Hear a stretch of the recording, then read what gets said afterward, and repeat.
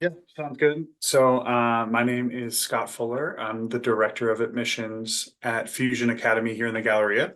For those of you who don't know, Fusion Academy is an accredited private school for 6th through 12th grade students, and everything that we do is one-to-one, one student to one teacher. So we specialize with students that have dyslexia, dysgraphia, dyscalculia, any student that isn't thriving in traditional schooling and just needs a little bit more attention. And we're doing ongoing enrollment all year for tutoring, courses for credit, full-time schooling. So if you know anybody, send them my way. All right. Miss Pam, you want to go? All righty. I'm Pam Esser. I'm director of Attention Deficit Disorders Association. We go by ADA Southern Region, and we offer 4 virtual free support groups per month. And then we do workshops throughout the year. And we just proudly had our first back in person workshop in April. And Crystal was our main speaker, and it went really well. So we were thrilled with that. And we're going to probably re-release it as a webinar in the near future because we were finally able to record it. So stay tuned. We've got lots of stuff coming up. We're actually going to have one on divorce in about 3 or 4 weeks. So check us out. Interesting. Thanks, Pam. Well, Julie's not here with us today, but I'm just going to give a little spiel for her. She is with the Hub Houston, which stands for Heard, Understood, and Believed in. And they have 4 distinctive programs for teenagers to young adults: the Hub High School, Life 101, Club Hub, and Aspire and Accessories. So check them out as well.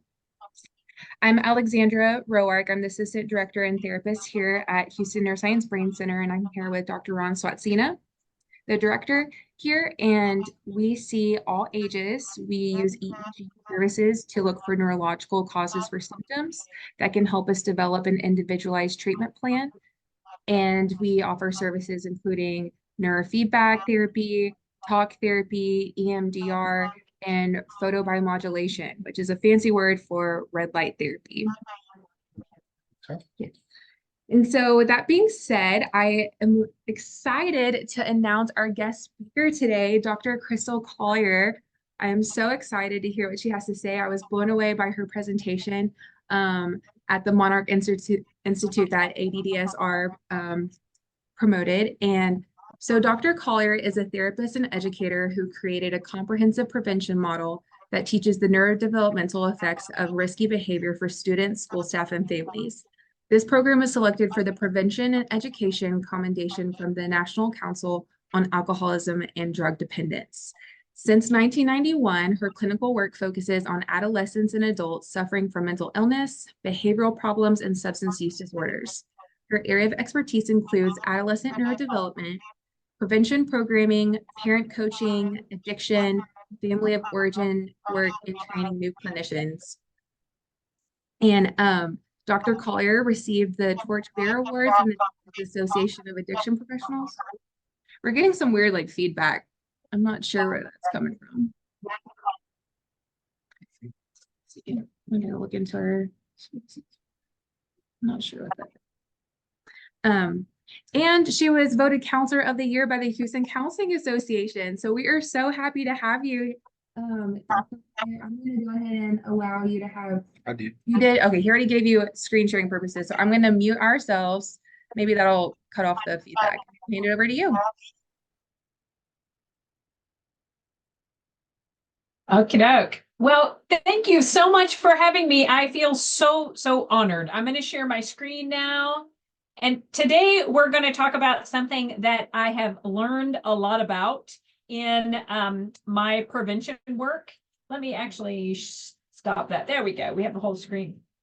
So we're going to talk about prevention principles, what families can do at home to prevent high-risk behavior, and build a family code. So I want everyone here to know that the basic PowerPoint that you're going to see today about building a code is actually available online at knowyourneuro.org.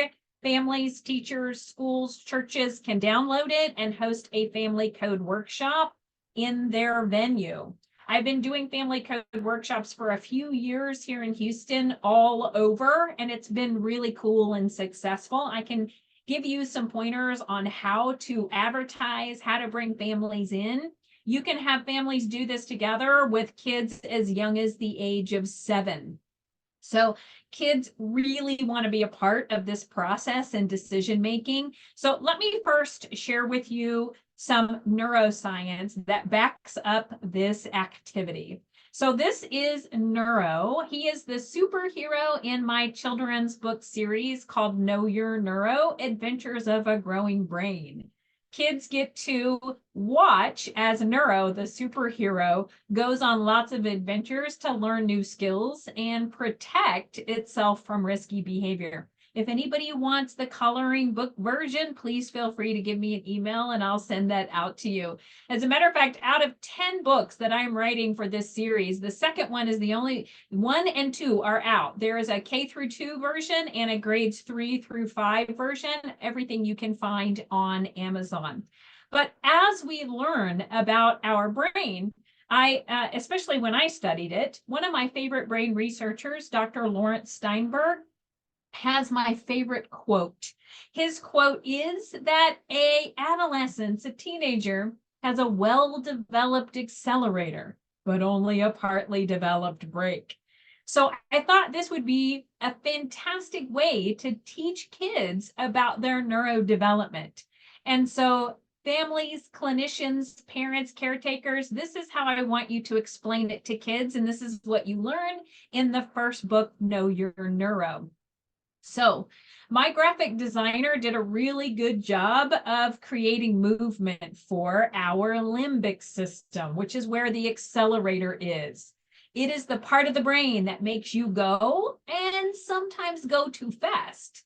It is the fight, flight, survival part of our brain that also gets really, really curious about what's going on in the world. And it is fully online and mature by the time we are 11, 12 years old, which makes a lot of sense because at the time we start going through puberty, we have the ability to start procreating. So we need to have the ability to protect ourselves and our offspring. But what our limbic system also does is it makes us really curious about the world so that as teenagers, we can start pushing away from our family of origin and trying out all kinds of different activity to figure out who our identity is so that we can build that identity as we go forward into our adult life. Now, the part of the brain that is the brake is our prefrontal cortex or frontal lobes. It's the part that slows us down so that we can use really good higher level thinking skills. And it's the part of the brain that has impulse control and says, limbic system, we need to slow down and say no to these risky behavior. But this part of the brain is not fully online until we're about 24, 25, 26. So I always think that maybe that was our higher powers joke on parents, right? You give them a really fully mature limbic system accelerator, but only a partly developed brake. That makes for a lot of tough years of parenting and dealing with some of our adolescent behavior. So here's what I think you need to know. Our brain develops into major phases. The first one starts at about birth all the way up to 11, 12 years old when we grow 200 billion neurons in the brain. That's a lot of brain cells that we're actually not going to use all of them. It's almost like we get this big chunk of clay in our brain. And then we get to whittle it down into what will be our eventual masterpiece of a brain that has 100 billion neurons left over. So during these two distinct phases, the accelerator, the limbic system coming online in the first one, the frontal lobe, all those wonderful higher level skills coming online at the end of the second. Now, what's critical to understand is why do we get rid of half of our neurons? Well, we actually need to grow connectors. So this is one of my favorite slides. This shows you an infant's neuron, a little baby brain cell. And what you see in the middle is this cell body, that darker area, and it leads to this beautiful axon leading straight up. But look at the things that look like tree branches and tree roots. Those are called dendrites. So everybody out there, I would do this in person, but I'm going to do it online. I want you to say out loud, dendrites, dendrites, dendrites, 3 times fast. Oh, thank you. I can see your lips moving. Thank you. Thank you. Especially Pam, you know how we do this in the audience, right? This is your battle cry as a parent, a clinician, a caregiver, because dendrites are literally the hardware of learning. Every time you learn something new, every time you practice something, you grow new dendrites that make these long networks of connections. So what you're looking at is that little infant baby neurons growing all the way up to age 2. When I show kids this slide, they always say, "Oh, wow, cool, gross." I love to see that reaction because this is what we want to teach kids. We want them to start reflecting and thinking about what's in there so they can fall in love with their brain and really want to protect it. So of course, by the time you're 25 years old, these networks are so thick you can't see through them on a slide. But by the time you are 25, every neuron in your brain is connected to about 10,000 other neurons, and they have to fit inside of your skull. And so they really squish down in there and make all those funky wrinkles and grooves in your brain. Here's what they look like from the outside. One of my favorite brain studies, I got permission from Dr. Guide and Gauthier to reproduce this picture throughout my book because I just love it. It shows you a healthy brain as it's growing and developing. The darker the color, the more connectors, the thicker those networks are getting, but we're actually pruning away cells to make room for all of that structure. So you can see where it's really happening. Right behind our forehead, about halfway up our skull, the prefrontal cortex. We have a prefrontal cortex when we're young, but it's really immature and underdeveloped, which is by design. We're supposed to rely on our parents, our teachers' frontal lobes. By the time we're 12, you can see that thickening process is really exploding. At 12 years old, we have about 10 to 15% of what will be our adult brain. And by 16, about 45%, which is kind of scary because we give them a license to start driving with half a brain. By the time we're 20 years old, we have 80%. This is the one that was really wild to me because I thought I was grown at the age of 17, right? But by the time we're 20, we have a whole fifth of brain development to go between 20 and 25. There's a lot of adulting still left to learn. Now, what I think is the most important thing that parents, teachers, clinicians, doctors, anybody who cares for kids needs to know is what the brain's rule is. The brain's rule, use it or lose it. So we see our superhero here, Neuro, working out. Okay, well, what is Neuro working out? His executive functioning skills, right? Okay, so what does our prefrontal cortex frontal lobe do for us? It does all of the basic thinking, feeling, and doing skills. It's really like the CEO or the boss of our brain and body. And those basic skills are called executive functions. They're executive functioning skills. And they grow according to 2 phases. Please know there's a lot of overlap here, and some kids are farther or behind than others. But our basic executive functioning skills are what grow during that first phase of brain development, from birth all the way up to about puberty. Now, what I always have parents do is assess their kids' executive functioning skills. You can just do it at home on a scale of 1 to 10 and think, okay, which skills have they got? Which skills do they need to work on? And then start to apply brain-based praise. Because what happens when we praise a behavior? it goes up. But a lot of times what parents end up doing is yelling or criticizing or repeating ourselves over and over and over. Use a language shift and bring executive functioning skills into your daily paradigm script as a parent. And then when your kids hit that second stage of brain development, higher level skills start really coming online. Now, if you read these two, the first list on the left, those are the skills that are basic, right? We need those to get up in the morning, out the door, remembering our homework. And then when we move into that second phase, we grow higher level skills. These are the ones that we need to get up and out of our parents' house, becoming fully self-supporting adults with good relationship skills. Now, what I have experienced over my career, this is my 26th year as a therapist. The first half of my career, I saw a lot of kids who were actively engaging in substance use, and they started during that second stage of brain development. And they were really having difficulty expressing these second stage skills. Now, what I'm seeing in the second half of my career is a lot of exposure to screens and technology, younger and younger. So I'm seeing a lot of difficulty in this first level. So what I want parents to do is to become brain savvy and know your NeuroWhereabouts, where your child is in their developmental stage and how they are using that part of the brain and what you can do to shape this behavior in the most effective way possible.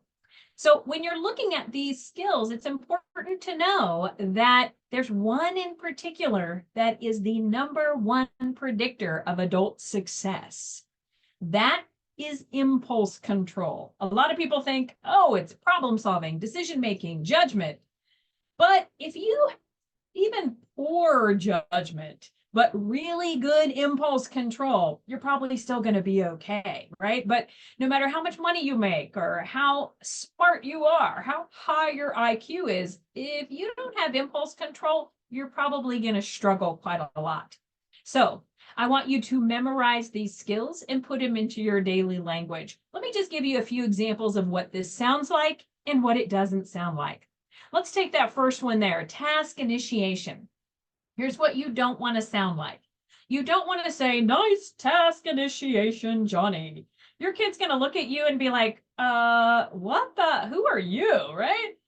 What you want it to sound like is really natural. Dude, you took out the trash. I didn't even have to ask you. Good work. Thank you. Make sure that you add that into your daily language. Oh, wow. I loved how you solved that problem. Tell me how you did that. Oh my God, last week you would have impulsively jumped on that, but this week you held off. You thought about that. Thank you for showing me empathy today. I really appreciate it. Wow, you paid attention to the thing you were supposed to pay attention to right when you were supposed to pay attention. Good selective attention there. This is what it needs to sound like in your daily parenting language. And if you memorize them and start to try out different scripts, or if you're like, what do I say? Don't worry, I've got scripts for you that are in the book.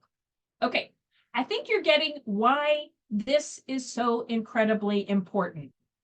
Now let's talk about how it's affected when our kids are engaging in high-risk behavior.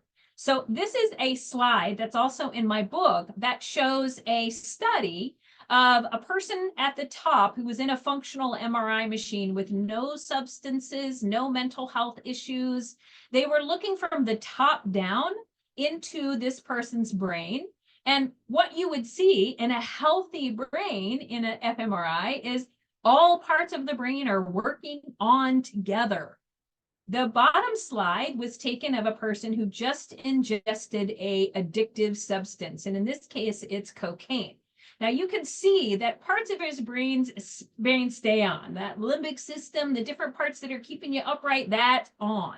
The frontal lobe moves the electrical activity into those parts of the brain to process all of those chemicals that are flowing in that part of the brain. The frontal lobe, not all the way on. Now, if you're an adult and you do this to your brain, maybe you have a night of a lot of drinking alcohol. This may be okay not to have a frontal lobe that's fully functioning for a few hours. You may be all right, especially if you don't drink and drive. But if you're a kiddo between the ages of birth and 25, if your frontal lobe is off, it doesn't get to grow the way that it should. So a lot of times kids will say, but what if I just try alcohol once or twice? Well, I always tell them, you know, alcohol has a half-life of about 24 to 48, sometimes up to 72 hours if you've been binge drinking. Do you want your frontal lobe to be off that much? And what if you just did that twice a month? Potentially 6 or 7 days out of every 30, your frontal lobe would not be on and functioning and growing the way that it should. Now, here's an interesting thing. I also learned that there are a lot of other things that arrest development in a very similar way. I'm going to show you some pictures of that in just a second. So when we think about arrested development, of course, the new word for that is hypofrontality. But what I want you to remember is this graph. If somebody starts engaging in high-risk behavior here, whether that is substance use, video game addiction, chronic mental health issues, if they don't get treated or get abstinence-based help, and they keep using or continuing to experience symptoms at the age of 20, their frontal lobe is not going to look like that healthy frontal lobe there. It's not going to have grown to its fullest capacity. And this is really why I focus a lot of my attention on parent coaching and helping families, making sure that they prevent high-risk behavior, because we need that frontal lobe to peak at the age of 25. And so if we think about what's happening in the brain, I want you to see some specific things. This is a pretty amazing study that was done on alcohol that shows you a couple of things. 2 15-year-olds, one drinker, one non-drinker. And you can see that our non-drinker has a lot more electrical activity. That's what the colors indicate than our heavy drinker. But if you look more closely at the brain structure, remember, when we grow all those networks of neurons, they have to squish inside of our skull, making all those wrinkles and grooves. And you can see that development happening for our non-drinker, but not for our heavy drinker. He has a lot of not just hypofrontality, but diffuse arrested development. If you take a look at marijuana, this is a different scan that shows brain connectivity. And if you are looking from the bottom up through this is actually a scan that was borrowed from the Amen Clinic, the brain doctor. If you look on a SPECT scan like this, you'll see if all of your networks are really well connected and developed, a nice smooth scan. These two guys, this 16 and 18-year-old, have a history of smoking the marijuana bud. This is actually an older scan. This was before vaping was really popular.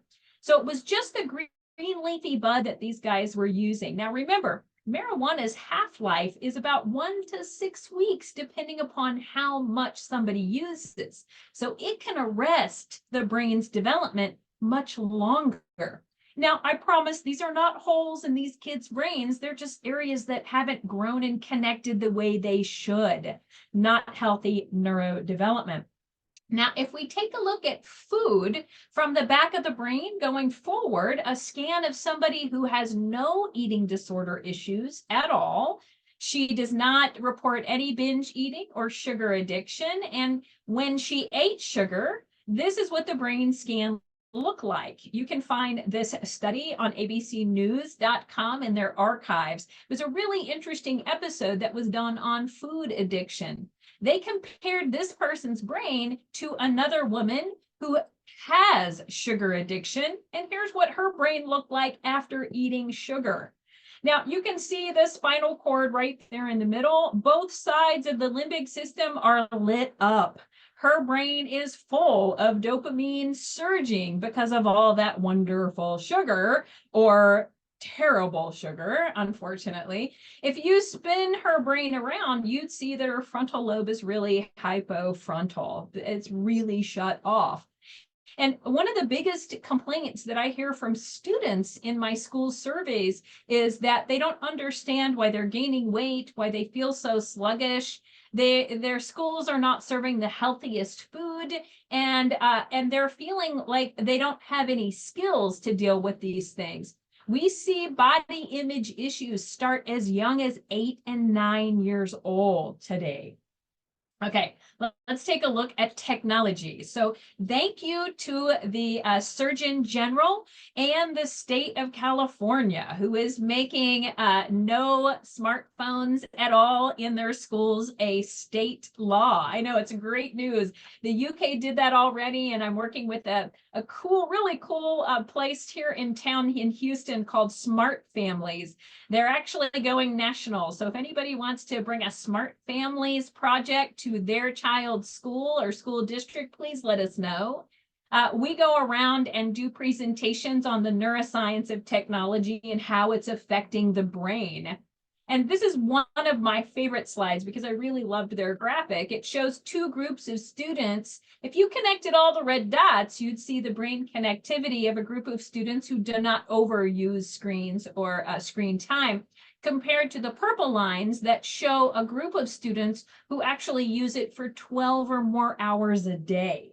Now, what's interesting about this, if you can see those purple lines right there on the bottom brain on the top, it's pretty interesting. There's a lot of connections there, very dense.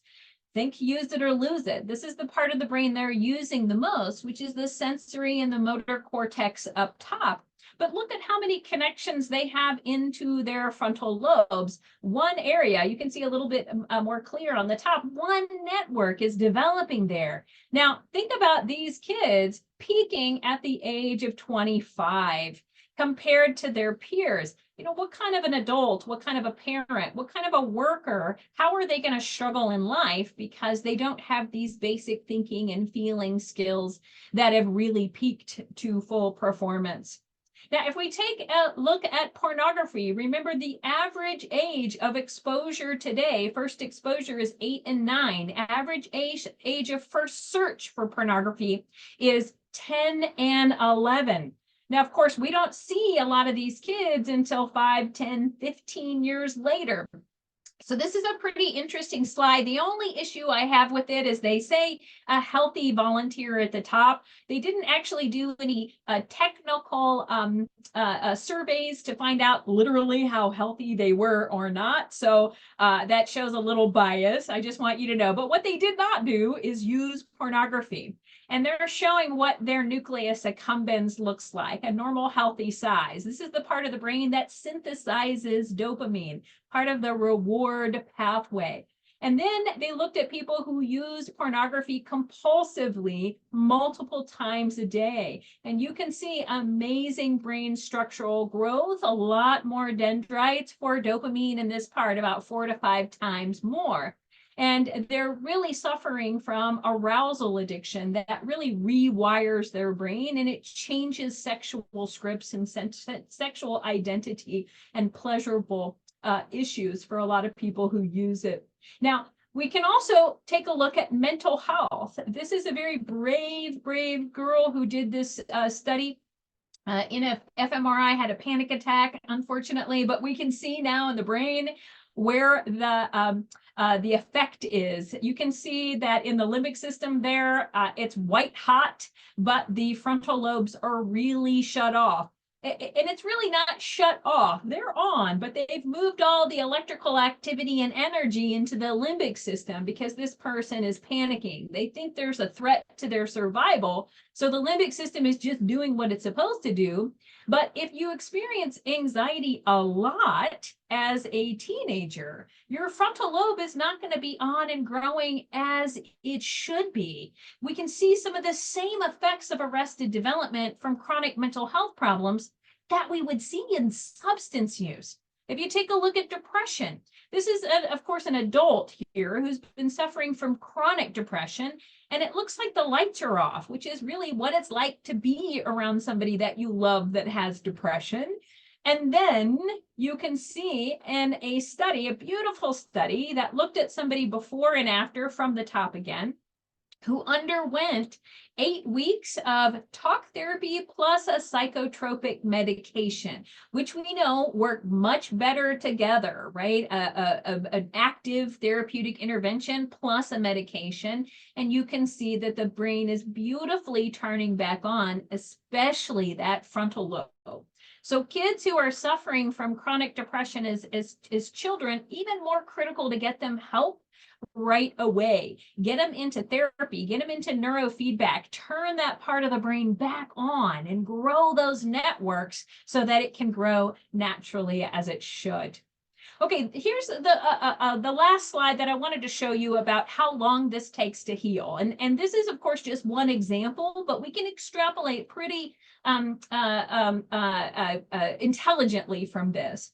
This is an amazing study that NIDA did that showed that cocaine abuser at 10 days into recovery, you can see that his frontal lobe's still off. His limbic system is in detox.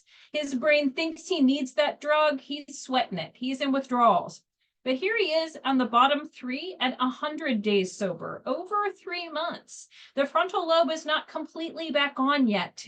What we see in a lot of the brain studies is it takes about 18 months for that person's brain to move back up to the top level, completely turning back on. Now, as you guys know, kids don't have 18 months to spare, right? We need their brain to be on and growing and networking. So even more important to focus on prevention. And so that is what I spend a lot of my time researching. How can we protect our brain, our kids' brains, from all the high-risk behavior that young people are faced with today? Okay, so here's some application and skills building. Family code building. So I did my fellowship at the Hope and Healing Center, which is attached to St. Martin's Episcopal Church. I talked to a lot of scientists who really work in church environments, and they talked about how less and less people are showing up at religious institutions today, and that's having an effect on our moral code, our ethical code.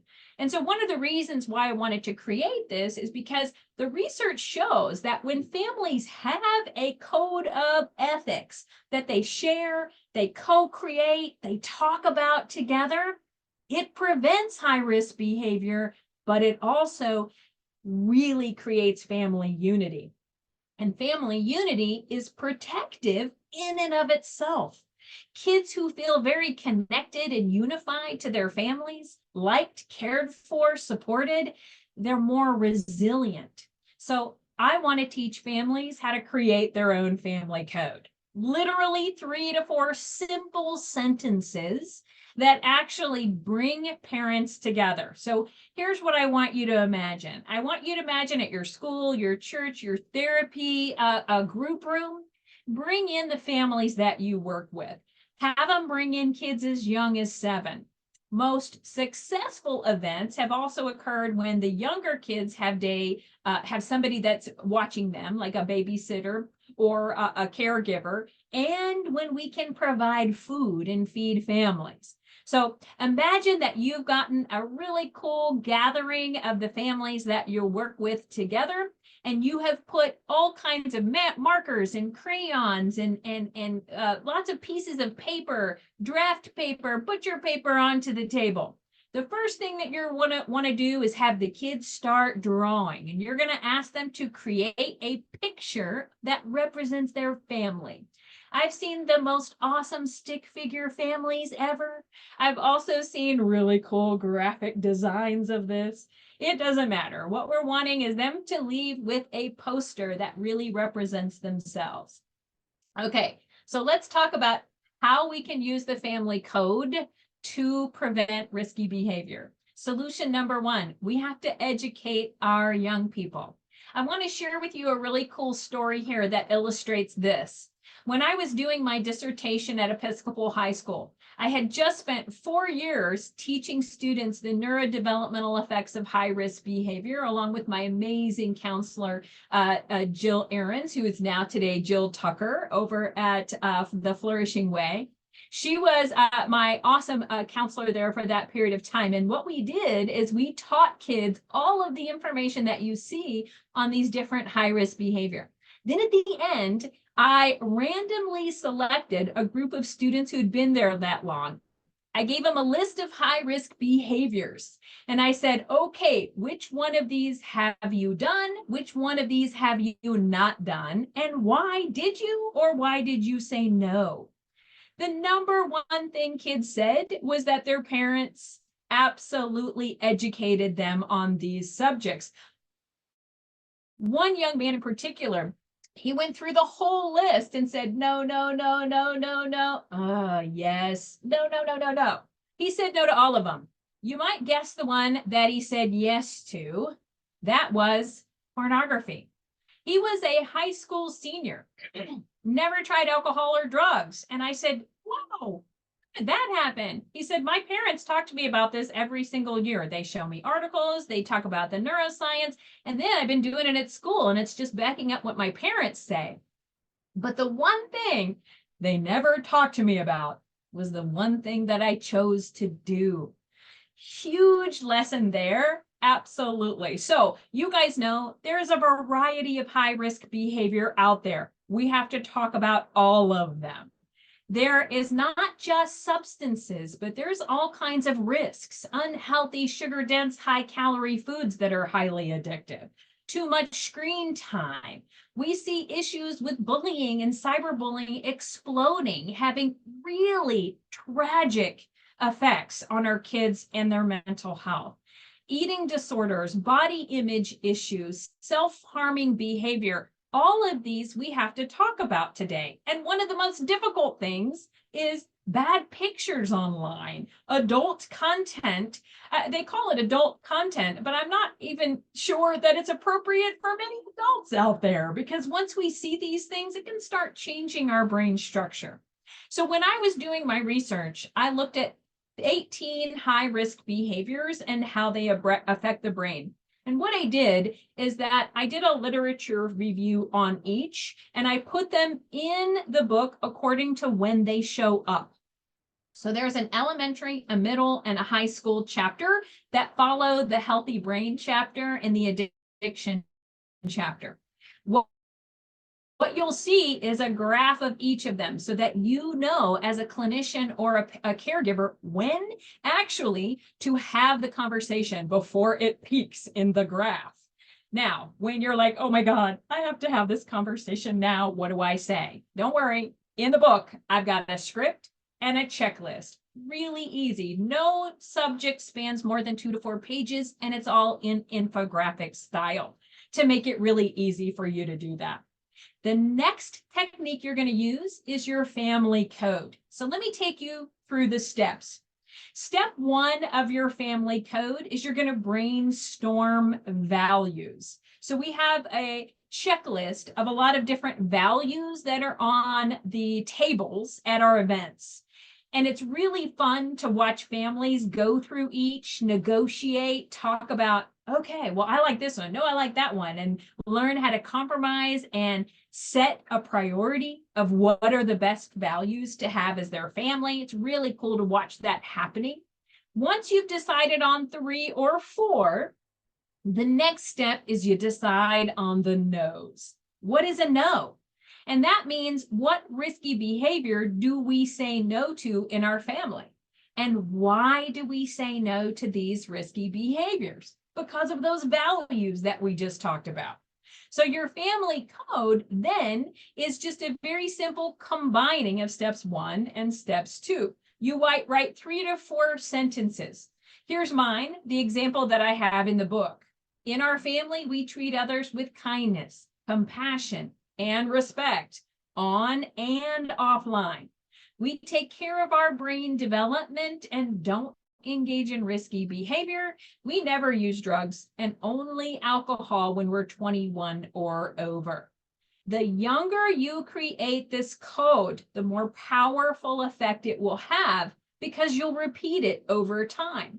So you simply put the code, your code, into the structure of the sentences. And I saw a lot of families over the years say things like, You know, we don't waste anything. We don't like trash. We wait until we're married to have sex. We do a lot of different rules. Each family gets to make their own set of rules in concert with their children. And it's so cool to see kids get to take part in this. And of course, over time, as they grow and develop, you can always edit that code and add or take things off. But then once you have the code, you're going to refer to it often. So here's how you do it. At the family dinner table, you put it somewhere on the wall so that everybody can see it and you can refer to it easily. Then what you're going to do is use a conversation starter. Now, here's what I did. I put a conversation starter calendar in the book and on my free online prevention program, Know Your Neuro. I'll show you where that is in a little bit. What you do is you go to the month that you're in and you pick a prevention date. And here's how you bring it up. Here's the first one.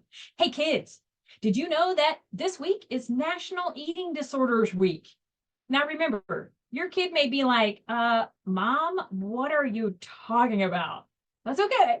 You just simply say, do you guys know anybody who has an eating disorder? And if they all say no, check, conversation done and over. They may ask you a question about it and you can give them some information. But what you're really waiting for is kids to say, oh yeah, I know somebody, Sally has anorexia. Then you're going to use the 3 magic words. Tell me more. No, it's not I love you. They know we love them. We need to use the 3 magic words. Tell me more.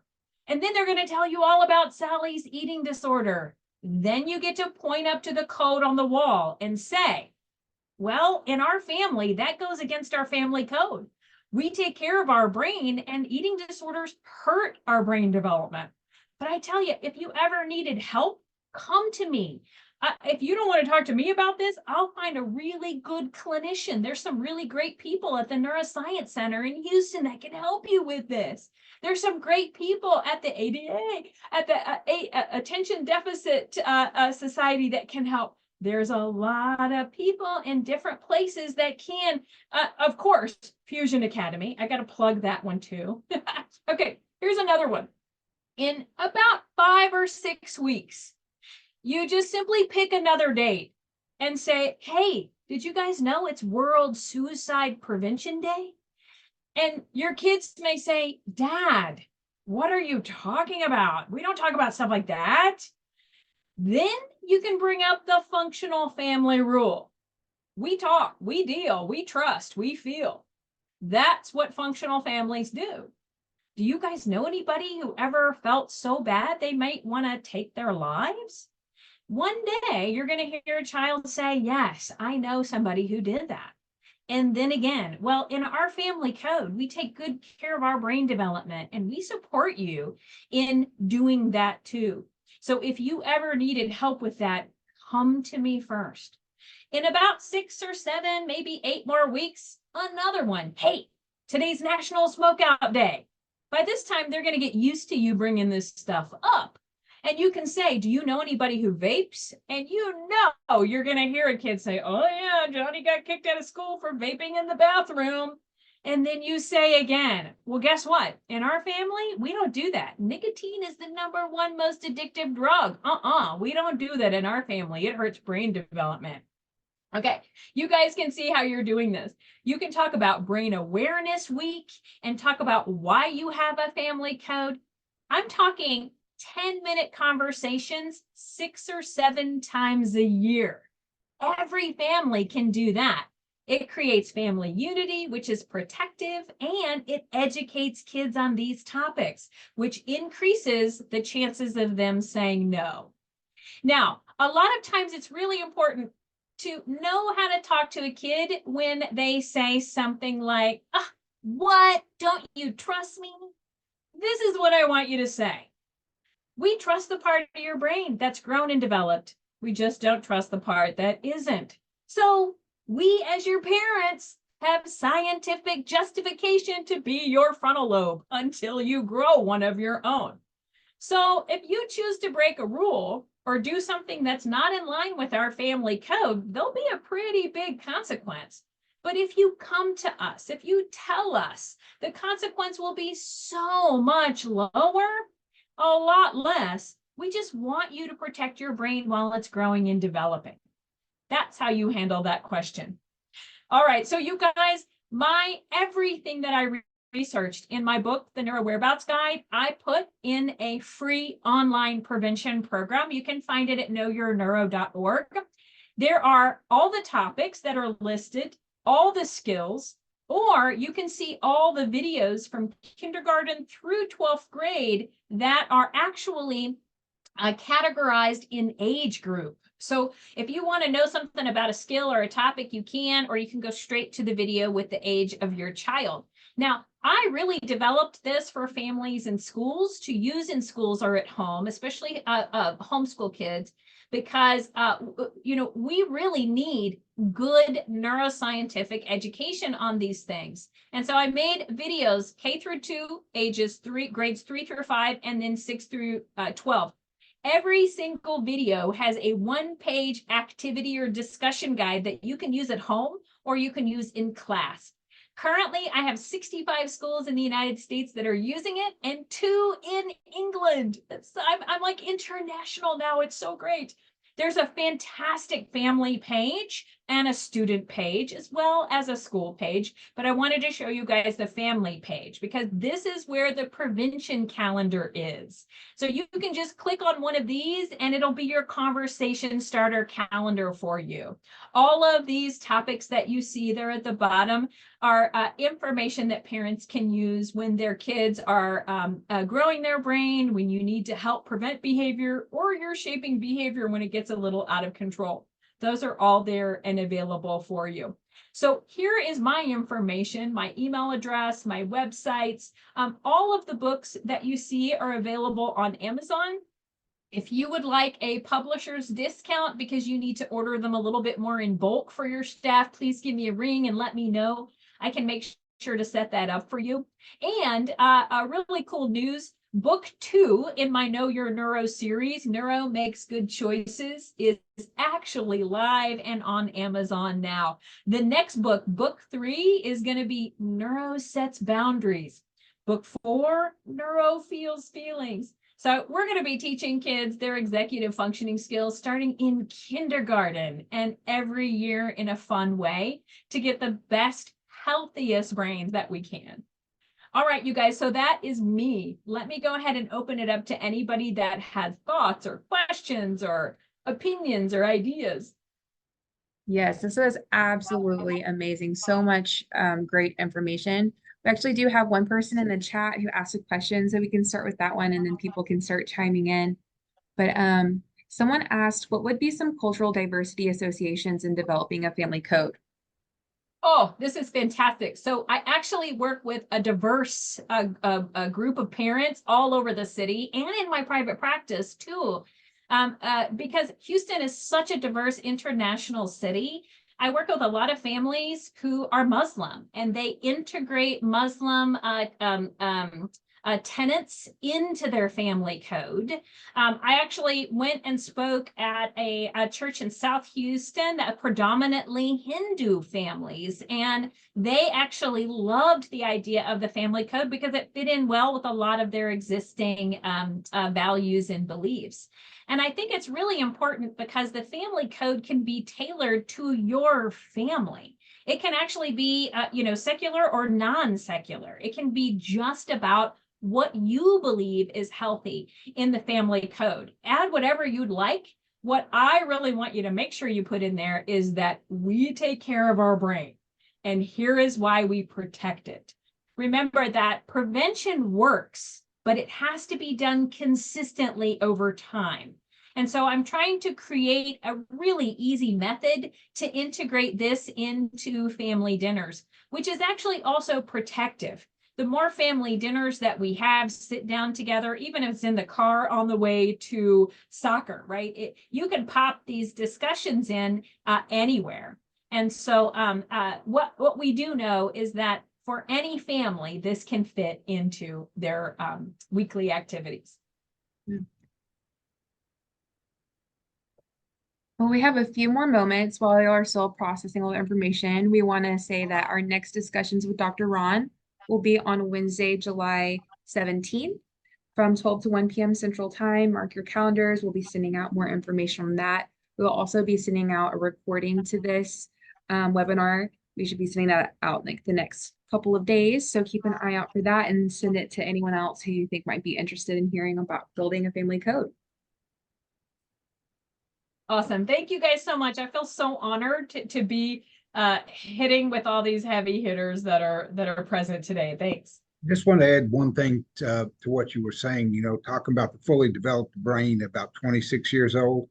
Do you know that's why the draft is limited from 18 to 26? Is because they can convince those young guys to do things they couldn't convince a 40-year-old who has a fully formed frontal lobe to do. And so that's why it's done.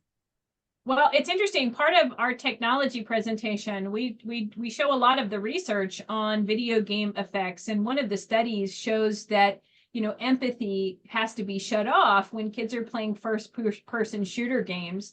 And then that skill gets arrested and doesn't get to develop. And we send kids off at 18 when they're only, 70, 80% developed. If that skill doesn't get used during that period of time, they're going to have difficulty developing that later on. And as we've seen in our history, that shows up in how they function in the world and relationally. So really good point. Use it or lose it. Exactly. So this has been a wonderful presentation. Any more questions out there before we sign off, guys? I had just one. I saw on there, it looks like one of your books is in Spanish. Yes, I do. I have it in Spanish and in English. And do you have somebody that could do with you and do a presentation for Spanish speaking families?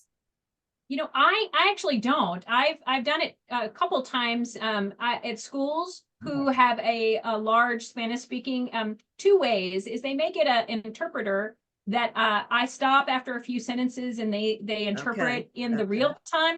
I think one of the better ways to do is a lot of, you can rent the interpretation headphones and somebody sits in back and interprets in the real time. But I like those better because then I get to give them the whole presentation. Yeah, that would make more sense.